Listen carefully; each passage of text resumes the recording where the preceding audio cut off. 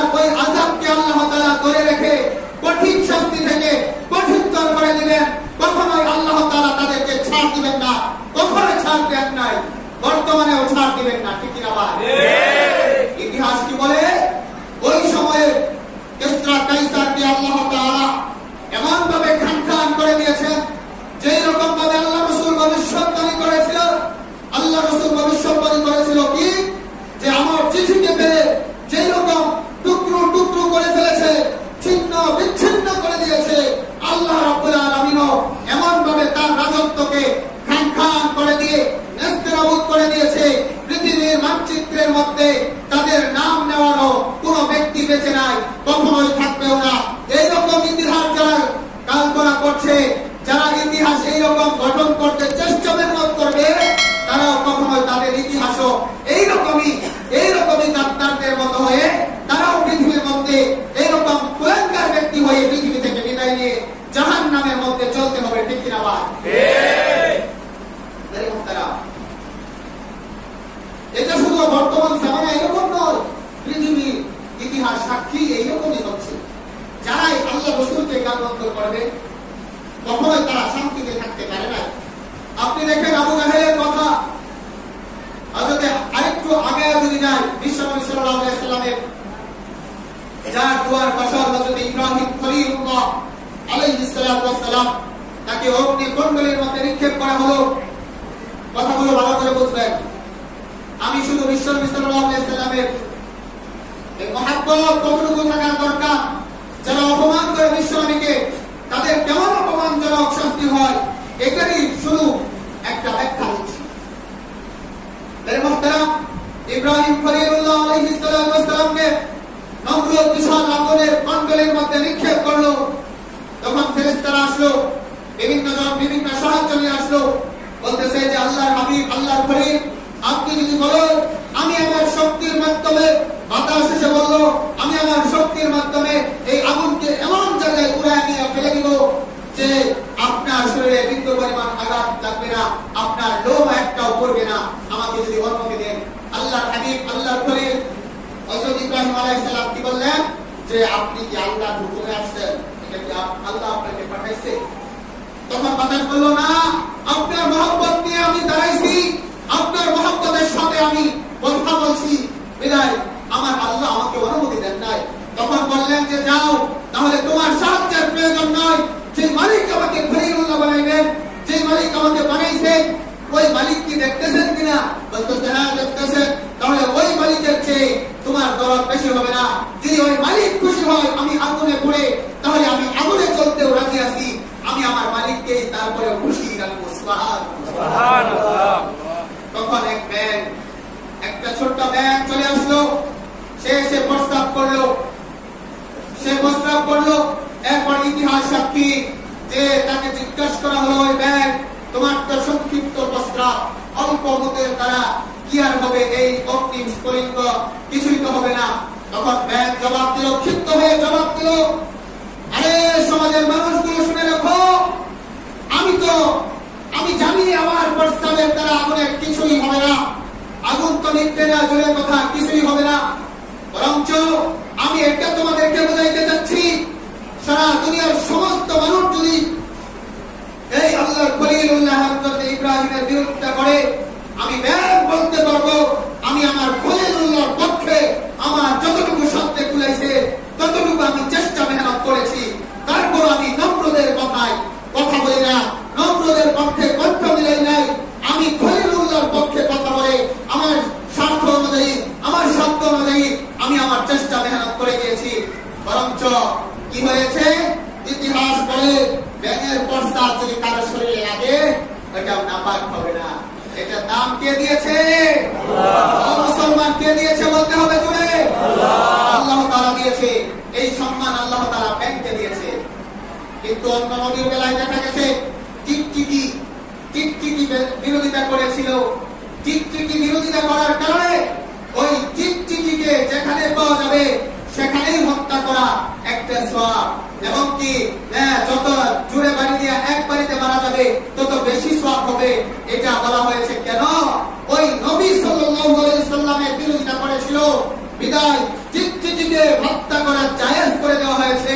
আর ব্যাঙের প্রস্তাবকে আল্লাহ তাআলা পবিত্র করে দিয়েছে।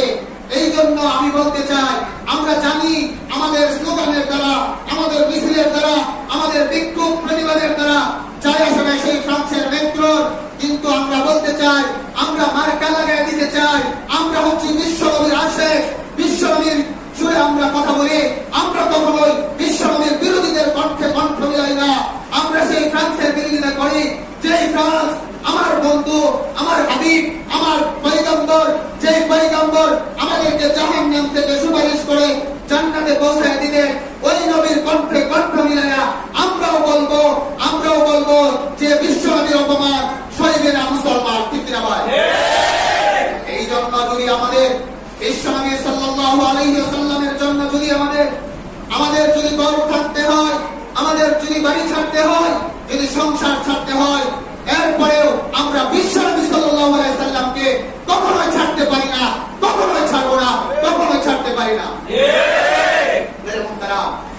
যে চাই বলুক না কেন, আমাদের আল্লাহ করার জন্য আমরা সকলে তৈরি আছি তো ইনশাআল্লাহ। কারণ আল্লাহ রাব্বুল আলামিন কুরআনুল কারীমের মধ্যে বলেন, ওয়া মা খালাকতুল জিন্না ওয়াল ইনসা ইল্লা লিয়াবুদুন। সারা দুনিয়ার মধ্যে যত আসবাবপত্র রয়েছে, জীব জানোয়ার রয়েছে, সমস্ত গোটা পৃথিবীটাকে চন্দ্র, সূর্য, গ্রহ, নক্ষত্র, পাহাড়, পর্বত, খাল, বিল, নদী, নালা, সমস্ত কিছুকে আমি আমার বান্দার গোলাম বানায় দিয়েছি। সমস্ত কিছুকে, গোটা পৃথিবীর যা কিছু রয়েছে সব কিছুকে আমার বান্দাদের গোলাম বানাইছি। আর আমার বান্দারা আমার ইবাদত করবে, আর আমার বান্দাদের ইবাদত, আমার বান্দাদের গোলামি করবে। সারা দুনিয়ার যা কিছু রয়েছে সব কিছুই, ঠিক না ভাই? মালিকের গোলামি করবে একমাত্র মানব এবং দানব, জিন এবং ইনসা ওয়াল জিন্না লিয়াবুদুন। আল্লাহ রাব্বুল আলামিনের ইবাদত করার জন্য একমাত্র আল্লাহ তাআলা প্রাধান্য এবং বৈশিষ্ট্য মণ্ডিত করে তৈরি করেছেন যেই দুইজনকে, সে হচ্ছে জিন এবং ইনসান। সুবহানাল্লাহ। আল্লাহ তাআলা আমাদেরকেও মানুষের গোলামির জন্য বানাইতে পারতেন, গরু বানাই দিতে পারতেন। কারো কোনো ক্ষমতা নাই এটার বিরোধিতা করে গরু হবে না এরকম কোনো দাবি দাওয়া করতে পারবে, এরকম কেউ ছিল? হতেও পারতো না। আল্লাহ রাব্বুল আলামিন যদি ইচ্ছা করতেন তাহলে গোটা পৃথিবীর নির্দিষ্ট প্রাণী কুকুরে রূপান্তরিত করে আমাদেরকে বানাইতে পারতেন। যদি কুকুর হয়তো যে কোনো দোকানের সামনে গেলে মানুষ দূর দূর করে দাঁড়িয়ে দিত, সেই কষ্ট সহ্য করে পৃথিবীর মধ্যে বেঁচে থাকতে হতো। নির্দিষ্ট প্রাণী যদি কারো শরীরেও লেগে যেত তাহলেও শুকরিয়া না করে, ছি করে, নাপাকি পড়ে গেছে আমার শরীরে, এই জন্য আমাকে দুইটা গালি দিত। কিন্তু আল্লাহ তাআলা সেই গালির পরিবেশে আমাকে না রেখে আমাকে আল্লাহ তাআলার কুদরতি পায়ে সিজদা দেওয়ার জন্য লক্ষ লক্ষ প্রাণীর থেকে বাছাই করে যাচাই করে আমাকে মানব বানাইছেন। এই জন্য কি শুকরিয়া পাওয়ার যোগ্যতা আল্লাহ রাখেন কিনা? এই জন্য সকলে জোরে এবং সুরে বলি আলহামদুলিল্লাহ। সম্মানিত বন্ধুরা, গোটা পৃথিবী আজকে সারা বিশ্ব যখন একেবারে উন্নতির চূড়ান্ত শিখরে এসে পৌঁছেছে, মানুষ আগে কোন মানুষ মারা গেলে এলাকাবাসী জায়গাতে খবর দিত যে অমুকের বাড়িতে যায় তুমি খবর দাও, অমুকের বাড়িতে যায় তুমি খবর দাও। এরপর 1-1.5 সপ্তাহ, কয়েক মাস পরে, এমনকি 1-1.5 বছর পরে খবর মানুষে পেয়ে বলতো, ওই আত্মীয় লোকটা মারা গেছে, আমি খবরটা পাই না। কিন্তু এমন উন্নতির যুগে চলে আসছে, একটা মেসেজ করে দিলে সারা ওয়ার্ল্ড, সারা পৃথিবী, সমস্ত সেক্টরের ব্যক্তিরা সাথে সাথে খবর পেয়ে যোগাযোগ করতে পারে। এইটা কি উন্নতির চূড়ান্ত শিখরে পৌঁছেছে না পৃথিবীর অবস্থাটা? অবশ্যই পৌঁছেছে। কিন্তু উন্নত চূড়ান্ত শিখরে ঠিকই পৌঁছেছে, কিন্তু আল্লাহ রাব্বুল আলামিনের গোলামি থেকে আমরা সরে গিয়ে আমরা সেই গোলামি করতেছি জানোয়ারদের। যে সমস্ত জানোয়াররা আমাদের গোলামি করত, ওই গোলামি আমরা এখন উল্টা হয়ে গেছি, ঠিক না ভাই? মানুষ গরু লালন পালন করে আর বলে গরুটা যদি না থাকতো তাহলে আমি আজকে এইভাবে ভাবটা ধরে চলতে পারতাম না, সংসারটাকে সাজাইতে পারতাম না। এটা কি গরুর ইবাদত করা না? এটা কি গরুর গোলামি করা নয়? ব্যবসা বাণিজ্য যদি না থাকতো আজকে, তাহলে আমি আজকে পথের ভিখারি হয়ে যাইতাম। এটা কি আল্লাহ তাআলার উপরে ভরসা থেকে ঈমানের পক্ষে একটা আঘাত করে না? অবশ্যই আঘাত করে। আল্লাহ রাব্বুল আলামিন রিজিকের মালিক ওই দিন থেকে হয়ে গিয়েছেন যেই দিন আপনার আমার জন্মের 50,000 বছর পূর্বে আল্লাহ তাআলা ঘোষণা দিয়েছেন যে এই লোকটা কখন কোন সময় কি খাবার খাবে, কোথায় ঘুমাবে, কোথায় তার অসুস্থ হবে, কোন হাসপাতালে গেলে সে সুস্থ হবে, এই সব কিছুর বন্দোবস্ত একজন করে দিয়েছেন। তিনার নাম কি? আল্লাহ। এই জন্য ওই আল্লাহ রাব্বুল আলামিনের সমস্ত জগতের পিছে ফেলে দিয়ে একমাত্র আল্লাহ তাআলার ইবাদত করার জন্য তৈরি আছেন তো ইনশাআল্লাহ? ইনশাআল্লাহ। এই মালিকের কথা মানতে হবে। কার কথা মানতে হবে? যিনি আমাকে বানাইছেন, যিনি আমাকে তৈরি করেছেন, যিনি আমাকে খাবারের ব্যবস্থা করেছেন। পৃথিবীতে আসার আগে আমার বাবা আমার জন্য খাবারের ব্যবস্থা করে নাই, আমার মা আমার জন্য ওইরকম খাবারের কোনো ব্যবস্থাই করে নাই, কিন্তু আমার মালিক আমার জন্য খাবারের ব্যবস্থা করে দিয়েছেন। এমন পিওর খাবার আজকের বৈজ্ঞানিক যুগের ডাক্তারগণ বলেন এমন পিওর খাবার আর কোনো ব্যক্তি দিতে পারে না। বিশুদ্ধ খাবার মায়ের বুকের মধ্যে আল্লাহ তাআলা তৈরি করে রেখে দিয়েছেন আমি আসার আগে আগে। ঠিক কিনা ভাই? এমন মালিক, এমন মালিকের গোলামি করতে পেরেও তো আমরা স্বার্থ। ঠিক কিনা ভাই? ওই মালিক ঘোষণা দিচ্ছেন, মালিক ঘোষণা দিচ্ছেন যে যদি তোমরা আমাকে আমার ইবাদত গোলামি করতে চাও তাহলে তোমরা আমার বন্ধুর অনুসরণ করো। কার অনুসরণ করতে বলছে? বন্ধুর অনুসরণ করতে বলছে। এখন বন্ধুকে চিনতে হবে তো। ঠিক কিনা ভাই? সেই জয়পুরহাট গিয়েছিলাম আমরা সফরে। তো সেই জয়পুরহাটের মধ্যে এক লোকটাকে জিজ্ঞেস করলাম যে আপনার আমাদের নবীর নাম কি? সে বলতেছে জাতির জনক বঙ্গবন্ধু শেখ মুজিবুর রহমান। নামটা কত সুন্দর করে বলেছে। দেখেন নবীকে সেটা বলতে পারতেছে না, অথচ সে মুসলমান। আমাদের অবস্থাটা কোন দ্বার প্রান্তে এসে পৌঁছেছে। তাহলে কেন আমরা নবীর অনুসরণ কিভাবে করবো? আমরা তো নবীর পরিচয়ই জানি না। ঠিক কিনা ভাই? মেহমান তারা সারা দুনিয়ার মানুষ যখন স্বার্থ, নিজের স্বার্থের জন্য কোনো কাজ করে না, নিজের স্বার্থ ছাড়া আর কোনো কাজ করতে পারে না। সকল মানুষ যখন নিজের স্বার্থকে খুঁজতেছে এমন এক পরিবেশ পরিস্থিতির সম্মুখীন হয়ে গিয়েছিল আইয়ামে জাহিলিয়াতের অন্ধকার যুগ। ওই সময় মানুষকে উপহার দিয়েছিলেন বিশ্বনবী সাল্লাল্লাহু আলাইহি ওয়াসাল্লাম মানবতার রাষ্ট্রদূত হয়ে, মানবতার শান্তি দূত হিসেবে এসে গোটা আরব জাতির মানুষদেরকে যারা বন্য হিংস্র, বায়ুর অরুচিরা এবং কি মরুভূমির যাদেরকে হিংস্র জানোয়ার বলে আখ্যায়িত করত সেই আরব মরুরা, ওই আরবের লোকদেরকে আল্লাহ রাসূল সাল্লাল্লাহু আলাইহি ওয়াসাল্লাম এসে এমন সুন্দর শিক্ষা এবং আখলাক উত্তর এবং আখলাক সুন্দর ব্যবহার শিক্ষা দিয়েছেন যেই আখলাকের সাথে সাথে এই সমস্ত মানব গোটা মানব জাতি তাদের নামের সাথে আল্লাহ রাব্বুল আলামিন ঘোষণা দিচ্ছেন রাদিয়াল্লাহু তাআলা আনহুম ওয়া রাদু আন। মালিক ঘোষণা দিচ্ছেন যে আমি তাদের প্রতি খুশি হয়ে গেলাম আর তারাও আমার প্রতি খুশি হয়ে গেছে। বলেন সুবহানাল্লাহ। ওই জামাত, এমন জামাত বানাইছে আল্লাহ রাসূল এসে, আল্লাহ রাসূল ডাক্তার হিসেবে এসে ওরা বিশ্বের এমন ডাক্তারি করেছে। ওই ডাক্তারটা পিটায়া ডাক্তারি করে নাই।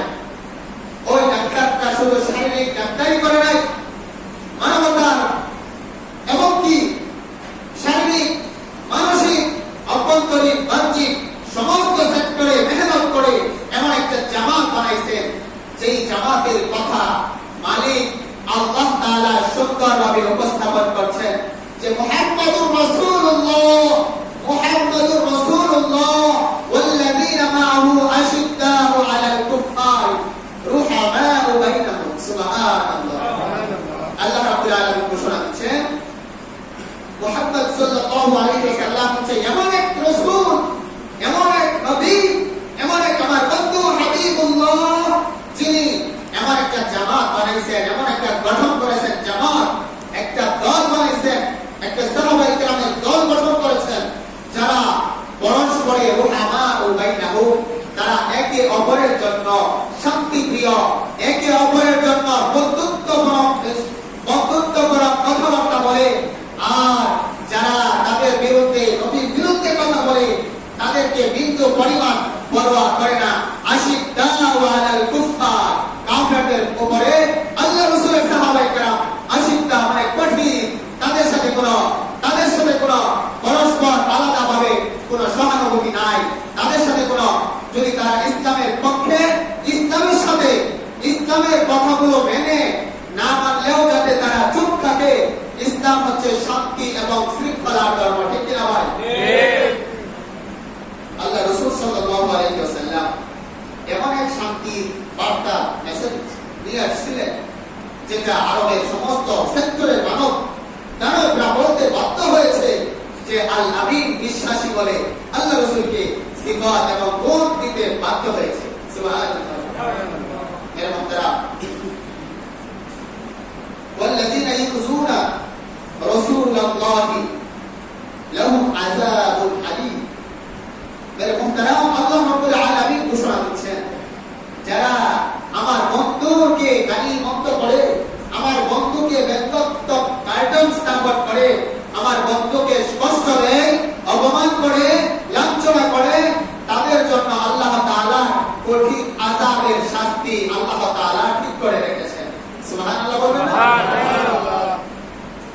মেরে মুহতারাম, আল্লাহ রাসূল সাল্লাল্লাহু আলাইহি সাল্লামের এক জামানায়, আল্লাহ রাসূলের জামানায় এক সাহাবী, এক ইহুদি থেকে একজন মুসলমান হয়ে সাহাবী হয়ে গেল। এর কিছুদিন পরে ওই ইহুদিটা মুরতাদ হয়ে গেছে, নাউজুবিল্লাহ মিন যালিক। ইসলামকে ত্যাগ করে সে আগে ইহুদি ধর্মে চলে গেল। চলে যাওয়ার পরে বিশ্বনবী সাল্লাল্লাহু আলাইহি সাল্লামের নামে বিভিন্ন গালমন্দ করা শুরু করল। গালমন্দ আল্লাহ রাসূলকে গালি দিত, সব সময় কষ্ট দেওয়ার জন্য মানুষকে দলবদ্ধ করত।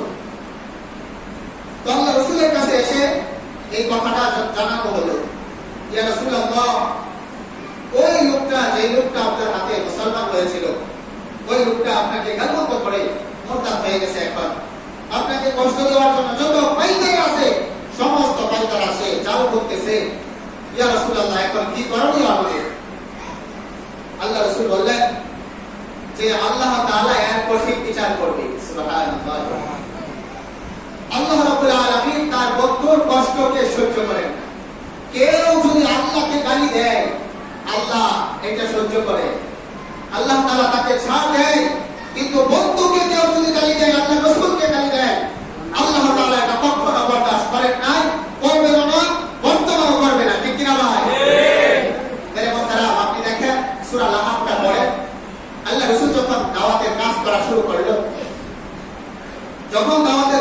শুরু করলো, ঠিক এমন সময় আল্লাহ রাসূল সাল্লাল্লাহু আলাইহি সাল্লামকে যখন সত্যের বাণীগুলো মানুষের সামনে উন্মোচিত করে দিল, প্রকাশ করে ফেলল, ওই সময় আবু লাহাব আল্লাহ রাসূলকে একটা পাথর নিক্ষেপ করে বলেছিল, আতুরিদুনা আজামাতনা, আমাদেরকে তুমি এই জন্য একত্রিত করেছ, এই জন্য তুমি একত্রিত করেছ, সমাবেত করেছ, এই জন্য তোমার কথাগুলো শোনার জন্য, আর আমাদের বাপ-দাদার ধর্মকে গালমন্দ করার জন্য? কখনো হতে পারে না। এই জন্য সে একটা পাথর আল্লাহ রাসূলের দিকে নিক্ষেপ করেছিল। পাথর ঠিকই লাগে নাই, কিন্তু মালিক আল্লাহ রাসূল সহ্য করেছে। কিন্তু আল্লাহ রাসূলের মালিক আমাদের আল্লাহ, আসমানের মালিক, আরশের মালিক, আর আরশ কুরসি লৌহকরণের মালিক, সে মালিক কখনো বরদাস্ত করে নাই। সাথে সাথে সূরা লাহাব নাযিল করে বলে দিলেন, ও আল্লাহর রাসূল, ও আমার হাবিব, আপনি সহ্য করতে পারেন আমরা আপনার কষ্ট, কিন্তু আমি আমার বন্ধুর কষ্ট আমি কখনোই বরদাস্ত করব না। সাথে সাথে সূরা লাহাবে জানায় দিলেন, তাব্বাত ইয়াদা আবি লাহাবি ওয়া তাব, ও আল্লাহর রাসূল, আপনি জানায় দেন ওই কাফেরদেরকে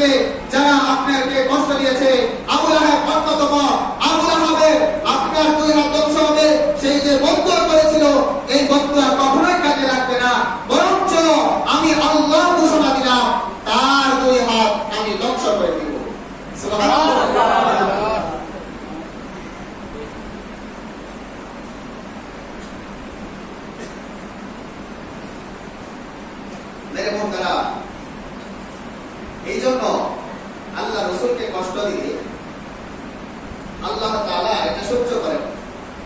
আল্লাহ তাআলা এটা সহ্য করেন। সারা দুনিয়ার মানুষ যদি কেউ নামাজি না পড়ে, নামাজ না পড়ে, সারা এলাকার মানুষ যদি কেউ নামাজি না হয়, তাহলে আল্লাহ তাআলা নতুন মুসলমান বানাবে, বানায়া ওদের দ্বারা আল্লাহর গোলামি করাবে। কিন্তু আল্লাহ তাআলা সবাইকে একসাথে ধ্বংস করে দিবেন না। আল্লাহর হুকুমকে আল্লাহ তাআলা ছাড় দিয়েছেন, কিন্তু বিশ্ব নবীর উপরে যদি কেউ আঘাত হানে, এটা আল্লাহ তাআলা কখনোই সহ্য করেন না। সূরা, এই তো বললাম সূরা লাহাবের কথা।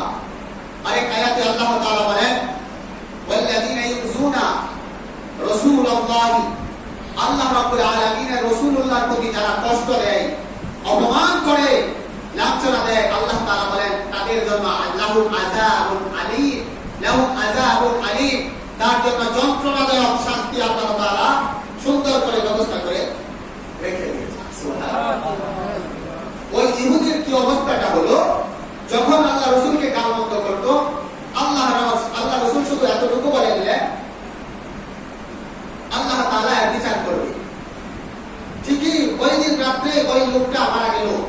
মারা যাওয়ার পরের দিন তাকে দাফন করলো ইহুদিরা। দাফন করার সাথে সাথে যখন দিনের বেলা দাফন করলো, রাত হয়ে গেছে, মাটি এটা তাকে গর্বে নেই নাই, মাটি তাকে হজম করে নাই, মাটি তাকে ধরে রাখে নাই, মাটি তাকে উপড়ে ফেলে জমিনের উপরে নিক্ষেপ করেছে। এইরকম কুলাঙ্গার জমিনের মধ্যে আমি নিব না, তাকে উপরে নিক্ষেপ করে উপরে ছিটকে ফেলে দিয়েছে। ইহুদিরা বলল, এটা আল্লাহ রাসূলের কাজ আর তার সাহাবীদের কাজ, এটা মুহাম্মদের কাজ আর তার সাহাবীদের কাজ, অবশ্যই এটা তাদেরই কাজ। সারাদিন তারা দাফন কাফনের ব্যবস্থা করে আবার দাফন কাফন করে দিল। পরের দিন রাত্রিবেলা যে সময় রাত্র হয়েছে, আবার সেই রাত্রিবেলা, আবার সেই রাত্রে আবার ওই লাশটাকে মাটি আবার সেই লাশটাকে উপরে নিক্ষেপ করে জমিনের উপরে নিক্ষেপ করে ফেলে দিয়েছে।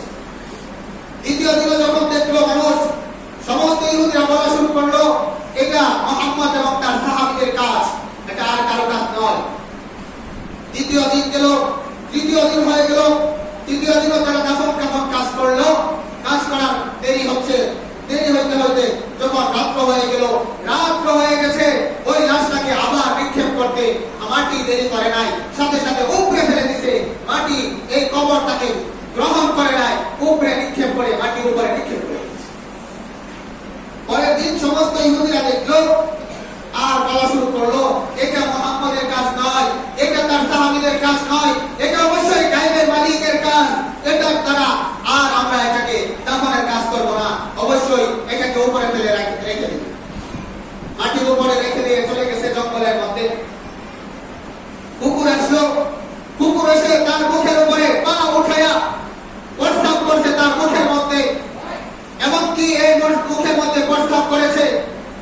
আর সারা গোটা সমস্ত ইহুদিবাদীরা দেখতে দেখতে সবাই বলতে শুরু করলো, মুহাম্মদের উপরে যারা আঘাত হানে গালমন্দ করে, এদের অপমান এইটাই হবে, আমরা আর গালমন্দ করবো না। তারা সামনে সামনে এটা তারা বলতে বাধ্য হয়েছে। বিশ্বনবী সাল্লাল্লাহু আলাইহি ওয়াসাল্লাম তার উপরে আতঙ্কিত করে আক্রমণাত্মক কোনো কিছু করেন নাই, কারণ মক্কায় ছিল ওই সময়। মেরে মুহতারা, এই ছিল বিশ্বনবী সাল্লাল্লাহু আলাইহি ওয়াসাল্লামের উপরে যারা আঘাত হানে, যুগের পর যুগ চলে যাবে, তারপর এই শাস্তিকে আল্লাহ তাআলা সব সময় বহাল রাখবেন, কখনোই বরদাস্ত করবেন না।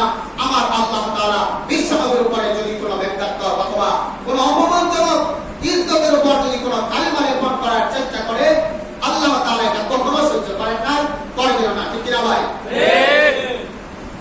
মেরে মুহতারা, আল্লাহ রাসূল সাল্লাল্লাহু আলাইহি ওয়াসাল্লাম যখন মদিনার সনদ কায়েম করে মদিনার মধ্যে আল্লাহ রাসূল বসলেন, মদিনার রাজনীতির মধ্যে চলে গেলেন, তখন আল্লাহ রাসূল সাল্লাল্লাহু আলাইহি ওয়াসাল্লাম সমস্ত বড় বড় দেশের প্রেসিডেন্টের কাছে আল্লাহ রাসূল দাওয়াতনামা পাঠিয়ে দিলেন। বর্তমান সময়ে সবচেয়ে শক্তিধর দেশ হলো আমেরিকা এবং রাশিয়া। ঠিক কিনা ভাই? ওই সময়ে সবচেয়ে শক্তিশালী কাফের রাষ্ট্র ছিল কিসরা এবং কাইসার। কিসরা এবং কাইসার, এই দুই রাষ্ট্র ছিল সবচেয়ে বেশি শক্তিশালী। তাদের মধ্যে একজন ছিল হেরাক্লিয়াস। ওই হেরাক্লিয়াসের কাছে আল্লাহ রাসূল বার্তা পাঠাইলেন, আমি আল্লাহর রাসূল মুহাম্মদ সাল্লাল্লাহু আলাইহি সাল্লামের পক্ষ থেকে তোমার কাছে দাওয়াতনামা পাঠাইলাম, তুমি ইসলামের ভিতরে চলে আসো, দুনিয়াতেও শান্তি আখিরাতেও শান্তি পেয়ে যাবে। এই রকম দাওয়াতনামা উভয়ের কাছে পাঠাইলেন।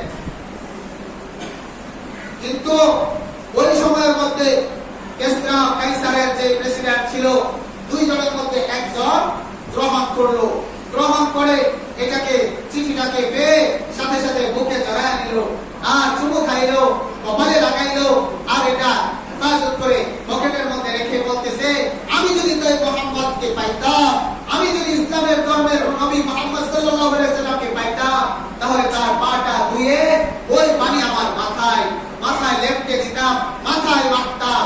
তো আল্লাহ রাসূল সাল্লাল্লাহু আলাইহি সাল্লামের পরবর্তীতে বোঝা গেল যে এই বাদশার কাজ এইরকম, সে দাওয়াত কবুল করেছে।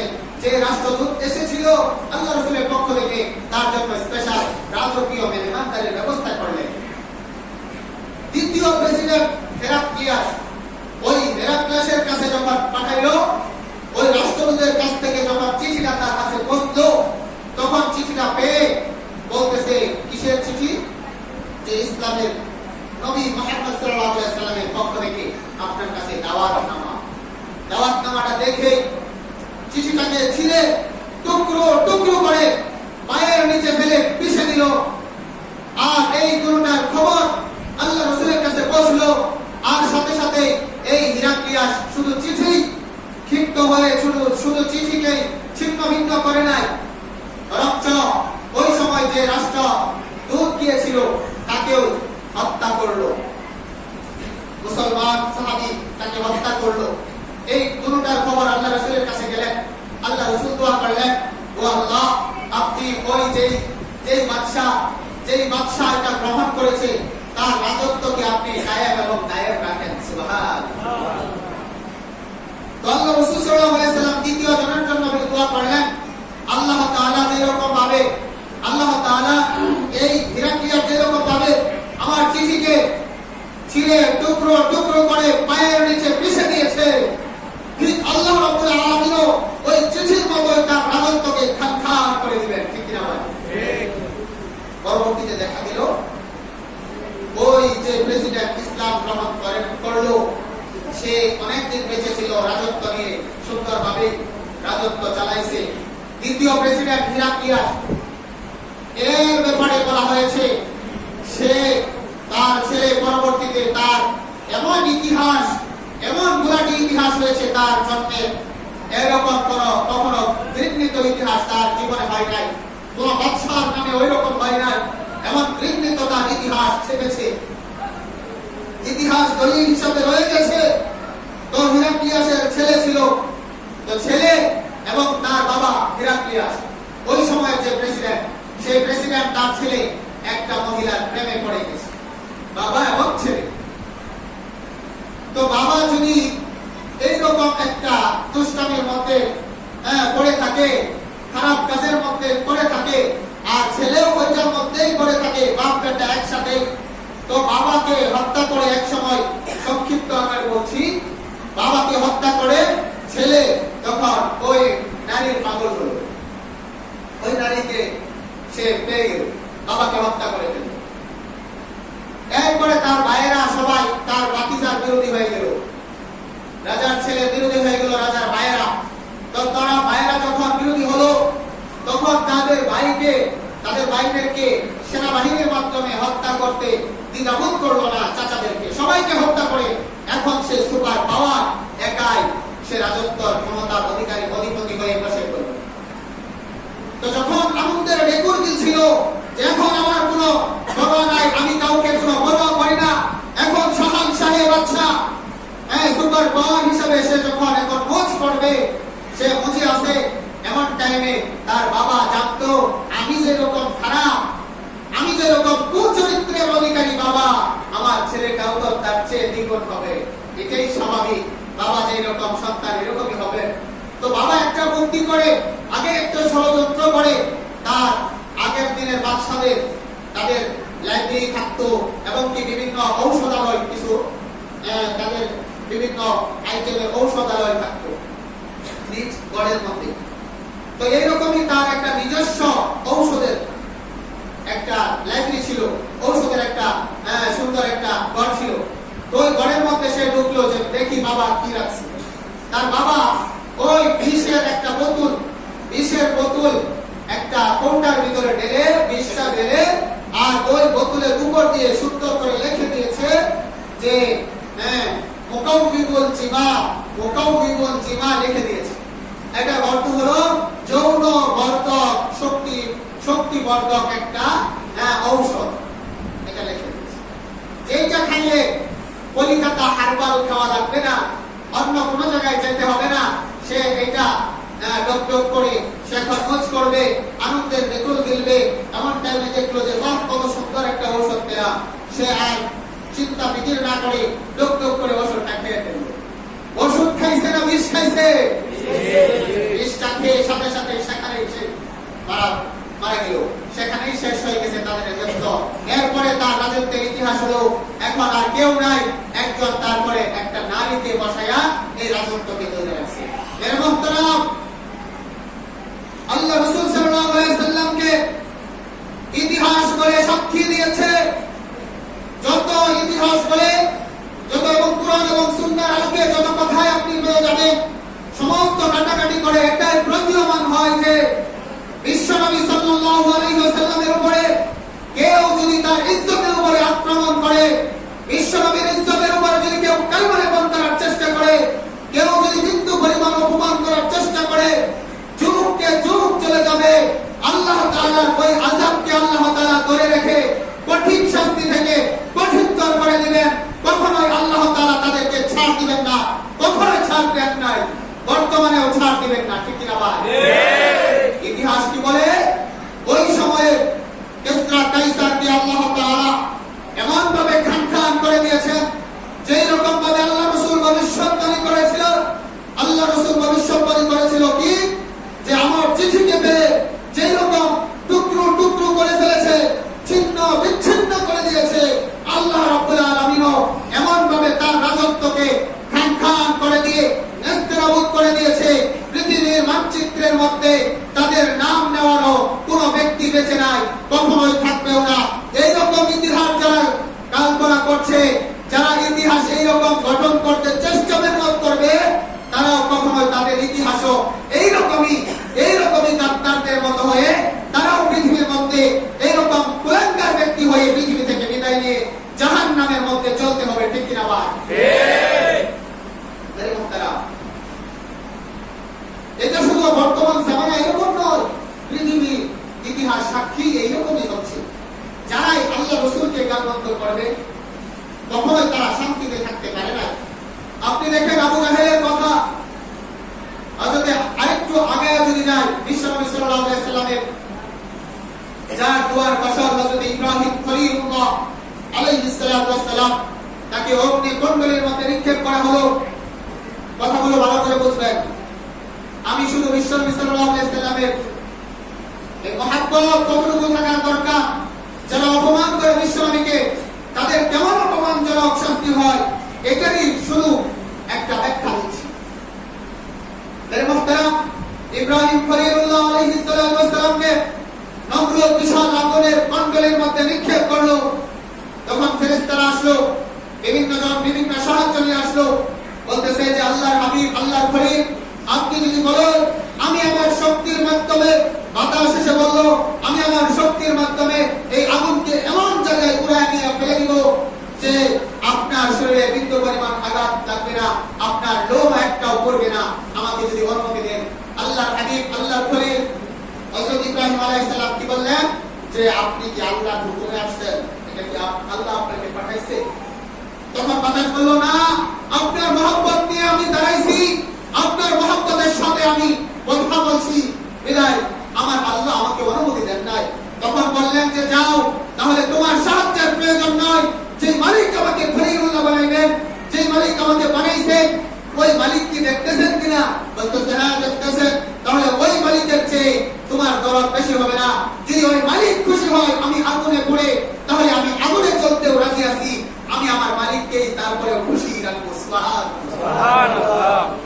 তখন একটা ছোট্ট ব্যাঙ চলে আসলো, সে প্রস্রাব করলো। এরপর ইতিহাস সাক্ষী যে তাকে জিজ্ঞাসা করা হলো, ওই ব্যাঙ, তোমার তো সংক্ষিপ্ত প্রস্রাব, অল্প মতের দ্বারা কি আর হবে, এই অগ্নি স্ফুলিঙ্গ কিছুই তো হবে না। তখন ব্যাঙ জবাব দিল, ক্ষিপ্ত হয়ে জবাব দিল, আরে সমাজের মানুষগুলো শুনে রাখো, আমি জানি আমার প্রস্তাবের দ্বারা আগুনের কিছুই হবে না, আগুন তো নিভবে না, জোরে কথা, কিছুই হবে না। বরঞ্চ আমি এটা তোমাদেরকে বোঝাইতে চাচ্ছি, সারা দুনিয়ার সমস্ত মানুষ যদি এই আল্লাহর খলিলুল্লাহ হযরত ইব্রাহিমের বিরোধিতা করে, আমি ব্যাগ বলতে পারবো, আমি আমার খলিলুল্লাহর পক্ষে আমার যতটুকু শব্দে কুলাইছে ততটুকু আমি চেষ্টা মেহনত করেছি। তারপর আমি নম্রদের কথায় কথা বলি না, নম্রদের পক্ষে কণ্ঠ মিলাই নাই, আমি খলিলুল্লাহর পক্ষে কথা বলে আমার স্বার্থ অনুযায়ী, আমার শব্দ অনুযায়ী আমি আমার চেষ্টা মেহনত করে গিয়েছি। বরঞ্চ কি হয়েছে, ইতিহাস বলে ব্যাঙের প্রস্তাব যদি কারো শরীরে লাগে এটা নাপাক হবে না। এটা নাম কে দিয়েছে? আল্লাহ। মুসলমান কে দিয়েছে বলতে হবে জুড়ে? আল্লাহ তাআলা দিয়েছে। এই সম্মান আল্লাহ তাআলা ব্যাঙকে দিয়েছে। কিন্তু অন্য নবীর বেলায় দেখা গেছে টিকটিকি বিরোধিতা করেছিল। টিকটিকি বিরোধিতা করার কারণে ওই টিকটিকিকে যেখানে পাওয়া যাবে সেখানেই হত্যা করা একটা সওয়াব, এবং কি যত জোরে বাড়ি দিয়ে এক বাড়িতে মারা যাবে তত বেশি সওয়াব হবে। এটা বলা হয়েছে কেন? ওই নবী সাল্লাল্লাহু আলাইহি সাল্লামের বিরোধিতা করেছিল বিদায় টিকটিকিকে হত্যা করা জায়েজ করে দেওয়া হয়েছে, আর ব্যাঙের প্রস্তাবকে আল্লাহ তাআলা পবিত্র করে দিয়েছে। এই জন্য আমি বলতে চাই, আমরা জানি আমাদের স্লোগানের দ্বারা, আমাদের মিছিলের দ্বারা, আমাদের বিক্ষোভ প্রতিবাদের দ্বারা চাই আসলে সেই ফ্রান্সের মেট্রোর, কিন্তু আমরা বলতে চাই, আমরা মার্কা লাগায় দিতে চাই, আমরা হচ্ছি বিশ্বনবীর আশিক, বিশ্বনবীর সুরে আমরা কথা বলি। আমরা কখনোই বিশ্বনবীর বিরোধীদের পক্ষে কণ্ঠ মিলাই না, আমরা সেই ফ্রান্সের বিরোধিতা করি যেই ফ্রান্স আমার বন্ধু, আমার হাবিব, আমার পয়গম্বর, যেই পয়গম্বর আমাদেরকে জাহান্নাম থেকে সুপারিশ করে জান্নাতে পৌঁছায় দিতে, ওই নবীর কণ্ঠে কণ্ঠ মিলায়া আমরাও বলবো যে বিশ্ব নবীর অপমান সইবে না মুসলমান, ঠিক না ভাই? এই জন্য যদি আমাদের বিশ্ব নবী সাল্লাল্লাহু আলাইহি ওয়াসাল্লামের জন্য যদি আমাদের যদি ঘর থাকতে হয়, আমাদের যদি বাড়ি ছাড়তে হয়, যদি সংসার ছাড়তে হয়, এরপরেও আমরা বিশ্ব নবী সাল্লাল্লাহু আলাইহি ওয়াসাল্লামকে কখনোই ছাড়তে পারি না, কখনোই ছাড়বো না, কখনোই ছাড়তে পারি না। মেরে মুহতারাম, যে চাই বলুক না কেন, আমাদের একটাই দাবি, মেরে মুহতারাম, সারা দুনিয়ার সমস্ত শয়তানিত্বদেরকে জানাই দিতে চাই যে তোমরা গুগু দেখেছো, গুগর ফান দেখো নাই, তোমরা সাগর দেখেছো, সাগরের গভীরতা দেখো নাই, তোমরা মুসলমান দেখেছো, এদের যেই অগ্নি স্ফুলিঙ্গ জ্বালিয়ে দিলে এদের দাবানলের জলে পুরে নিঃশেষ হয়ে যাবে, এটা তোমরা সহ্য করতে পারবে না, সহ্য করতে পারবে না, ঠিক না? মুসলমান সেই জাতি, যেই জাতি যদি একবার নারে তাকবীর বলতে পারে, তাহলে তাদের লোক দাঁড়িয়ে লোভে কথা বলা শুরু করে। এই লোভের কারণে, এই ঈমানের কারণে তারা কখনোই সেই ফ্রান্সকেও ভয় পাবে না, কখনোই সেই মোদী সরকারকেও ভয় পাবে না। তারা দীপ্ত কণ্ঠে বিশ্বাসী বলে এই কথাই বলবে যে আমরা বিশ্বনবীর উম্মত, আমরা বিশ্বনবীর উম্মত, আমরা যেখানেই যাব বিশ্বনবী সাল্লাল্লাহু আলাইহি সাল্লাম আমাদের নেতা, বিশ্বনবী মুস্তাফাই থাকবে, বিশ্বনবী মুস্তাফাই থাকবে, ঠিক কি না ভাই? আমার নেতা তোমার নেতা, বিশ্বনবী মুস্তাফা, আমার নেতা তোমার নেতা, বিশ্বনবী মুস্তাফা। এই জন্য আমাদের নেতার নাম কি জোরে বলতে হবে মুসলমান? আমাদের নেতা হলো বিশ্বনবী সাল্লাল্লাহু আলাইহি ওয়াসাল্লাম, আপনার আমার নেতা। কিন্তু দুনিয়ার মধ্যে যত নেতারা রয়েছে, দুনিয়াদারি যারা, আপনার জন্য কয়দিন রক্ত দিয়েছে, আপনার জন্য কয়দিন জেল খেটেছে, আপনার জন্য কয়দিন জেলখানার মধ্যে রয়েছে, কয়দিন না খেয়ে রয়েছে, অথচ ইতিহাস ঘাটলে দেখা যায় বিশ্বনবী সাল্লাল্লাহু আলাইহি সাল্লাম 3.5 বছর পর্যন্ত গৃহবন্দী রয়েছে, তার সংসার সব কয়টাকে নিয়ে গৃহবন্দী অবস্থায় 3.5 বছর পর্যন্ত, বরঞ্চ তাদের হাতে কোনো খাবার পানি দূরের কথা, এক কাপড় পরে এক গলা পরে রেখে দিয়েছে শুধু আমার আর আপনার মহব্বতের কারণে। বিশ্বনবী এক গলা হয়ে রয়েছে কয় বছর? 3.5 বছর। 3.5 বছর। বিশ্বনবী সাল্লাল্লাহু আলাইহি সাল্লাম উহুদের প্রান্তরে দান্দার মুবারক শহীদ হয়েছে। এবং কি সমস্ত জায়গাতে আপনার আমার জন্য আমরা যখন আসি নাই, যখন আমরা ছিলাম না, তখন বিশ্বনবী সাল্লাল্লাহু আলাইহি সাল্লাম আমাদের জন্য মায়া কান্না করে আমাদের সুরে আমাদেরকে বলেছে, আমি আমার ভাইদেরকে দেখতে চাই, আমি আমার ভাইদেরকে দেখতে চাই। এখন আমরা যদি ভাই হয়ে থাকি, আমাদের ভাই এবং কি আমাদের দ্বীনের আমাদের নবী বিশ্বনবী সাল্লাল্লাহু আলাইহি সাল্লামের ইজ্জতের উপর আঘাত থাকবে আর আমরা ঘরে বসে থাকবো, এইরকম কুলাঙ্গার ভাই আমাদের দরকার নাই। ঠিক কিনা ভাই? বাবা বাজারে মার খাইতেছে, বাবা বাজারে মার খাচ্ছে, ছেলে দৌড়ে এসে বাবা বাড়িতে এসে মায়ের কাছে বলতেছে, আল্লাহ বাঁচাইছে, আমি 2টা জুতার বাড়ি খাই চলে আসছি দৌড়াইয়া, আপনারে অনেক মার দিতেছে, জুতা দাবাই দিতেছে, আল্লাহ বাঁচাইছে, আমি চলে আসছি, ভাগ্যিস আল্লাহ বাঁচাইছে। আসলে এই কি বাবা, এই কি মা কি তখন তাকে সাধুবাদ দিয়ে দুধ ভাত দিয়ে ভাত খাওয়াবে, নাকি বলবে, ও কুলাঙ্গার সন্তান, তুই তো কুলাঙ্গার শয়তান, তুই তো আমার সন্তান নয়, তুই ত্যায্য পুত্র শয়তান এবং কি শয়তানের দূষর, তুই তোর বাবাকে মাঠে ময়দানে মার খাওয়ায় আসতেছস আর তুই আনন্দের ডেকর গিলে দুধ দিয়ে ভাত খাওয়ার চেষ্টা করতেছস। এইরকম মুসলমান আমরা হতে চাই না, হতে চাই না, হতে চাই না। ঠিক কিনা ভাই? এই জন্য আমাদের দাবি একটাই, আমরা নামাজের পরে যে আপনাদের দাবি অনুযায়ী মুসলমানদের দাবি হলো এটাই যে আমরা কি একটু ওই ব্যাঙের মতো একটু চেষ্টা করবো ইনশাআল্লাহ। আমাদের ওই মসজিদ থেকে এই মসজিদ থেকে আশেপাশে যত মসজিদ থেকে মুসলমানরা চলে আসবে, হ্যাঁ নবী প্রেমিক ভাইরা চলে আসবে, তাদের সাথে সাথে আমরা ওই মিছিলের মধ্যে একত্রতা ঘোষণা করছি যে আমরাও সুর মেলাতে চাই, ওই কাফের বেঈমানদেরকে দেখায় দিতে চাই। আমরা যখন খাবার খাই তখন সমস্ত হাতগুলো একত্রিত হয়ে যায়, আঙ্গুলগুলো, ঠিক এইরকমই আমরা আমাদের ভিতরে দ্বন্দ্ব থাকতে পারে, আমাদের বিভিন্ন ভাইয়ের ভিতরে দ্বন্দ্ব থাকতে পারে, কিন্তু নবীর বিরুদ্ধে যখন কেউ কথা বলবে তখন আমরা সেই দ্বন্দ্বের পরোয়া করি না, তখন আমরা একসাথে মাঠে ময়দানে কাজ করব। এটা আমরা আওয়ামী লীগ হতে পারি, বিএনপি হতে পারি, জামাত হতে পারি, অন্য যে কোনো নির্বাচনী ব্যক্তিত্ব হতে পারি, কিন্তু নবীর সাথে যখন কোনো কথা আসবে তখন আমরা এক মাঠে একসাথে সুর মিলে কথা বলবো। বিশ্বনবীর অপমান সইবে না আর মুসলমান। ঠিক কিনা বল? রাজি আছেন তো ইনশাআল্লাহ? আল্লাহ আমাদের সবাইকে তৌফিক দান